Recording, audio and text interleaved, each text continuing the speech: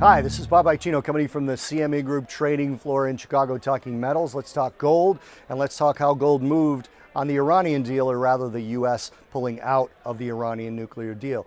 The Joint Committee Action Plan, which is what the deal is known as, President Trump gave a speech saying the U.S. would no longer be a part of it. Other countries still will be. Iran has already announced that they will be, but it's very difficult to see a path forward for this particular deal without the U.S. involved. Now, some of the complications that drove gold higher from a lower end of 1306 all the way up to 1316 during the course of the speech, which is right around where we settled, are the potential trade effects of the U.S. pulling out of this, and specifically talking to China, because China may continue to deal with Iran in terms of their crude oil. The supply of crude oil globally may not actually drop, although in the public view it could.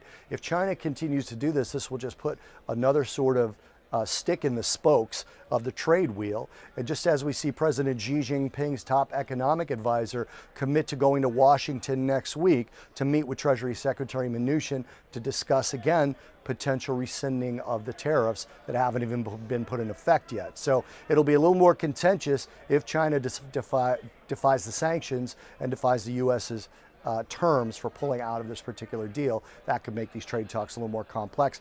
That could also rally gold. And now dollar strength is probably the only thing keeping a cap on gold. When you look at the overall trend of gold, it is still kind of neutral to sideways, but the dollar strength is pretty entrenched. The dollar came off a little bit during the speech by President Donald Trump, but still up 13 of 16 days, and the inverse relationship between the dollar and precious metals will always rule the day, all else equal. So now that the speech is over, you go back to, is there an exaggerated effect from the U.S. pulling out of this, or do we go simply back to dollar rallies, gold falls, dollar falls, gold rallies? Yields did actually fall a little bit after Trump spoke on the 10-year note. This is Bob Iaccino talking gold futures from the CME Group trading floor in Chicago.